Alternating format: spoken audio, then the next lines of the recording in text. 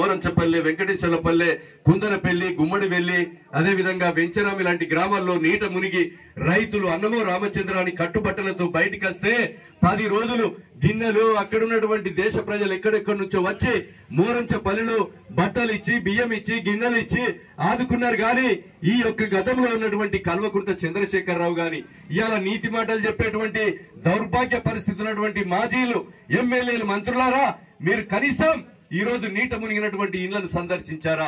వాళ్ళకొక రూపాయి సాయం చేయలేని దద్దమ్మలు ఈ రోజు వరదలలో కొట్టుకపోతే ఒక్క రూపాయి ఇయ్యలేని అసమర్థులు ఈ రోజు మొత్తం పొలాలన్నీ 124 చెరువులు తెగితే ఇసుక బత్తాలు నింపి ఈ రోజు ఆనకట్ట వేయలేని దద్దమ్మలు మీకు ఓట్లు అడిగే హక్కు ఉందా అని మీ శాసనసభ్యునిగా మిమ్మల్ని ప్రశ్నిస్తున్నా, ప్రజలను అడుగుతున్నా. ఒక్కసారి మీరు ఆలోచన చేయండి.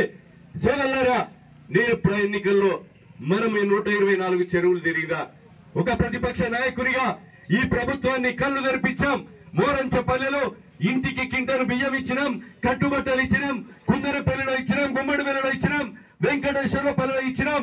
ఈ ప్రభుత్వాన్ని ప్రభుత్వాన్ని కళ్ళు తెరిపించినాం. ఇప్పటికైనా ఆదుకోమని చెప్పినాం. కనీసం వాళ్లకు చెల్లడం లేదు. మాజీ ఎమ్మెల్యే మాత్రం అతనికి కంపెనీ పేరు మీద రోడ్లేసుడో కుంటలు చెరువులు మాత్రం వేరే వేరే చేసుకున్నారు. కానీ 124 చెరువులకు ఎస్టిమేట్ లేవు, ఒక్క రూపాయి కూడా మంజూరు ఇవ్వలేదు. నేను ఒకటే కోరుతున్నా, నాకు ఓట్లేశారు.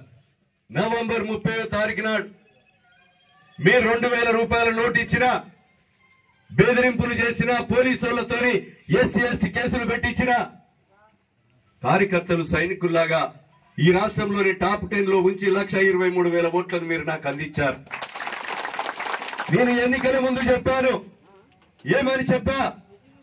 ఈ నియోజకవర్గ సమస్యలే నా వ్యాపారం, పేదవాళ్ల కష్టమే నా వృత్తి, నా గొంతులో ప్రాణం ఉన్నంత వరకు భూమి మీద బ్రతికున్నంత వరకు అదే నా వృత్తి అని చెప్పాను. ఇప్పుడు కూడా చెప్తున్నాను. నేను ఎమ్మెల్యే కాకుండా, ఒక పాలకునిగా కాకుండా ముఖ్యమంత్రి గారు చెప్పారు, మేము కూడా అదే చెప్తున్నాం. మీ సేవకులం, మీ సేవకులం, పేదవాళ్ల కష్టమే మా వృత్తి, నియోజకవర్గ సమస్యలే మా వ్యాపారం. ఎంచుకొని నిరంతరంగా మా గొంతులో ప్రాణం ఉన్నంత వరకు పనిచేస్తాం.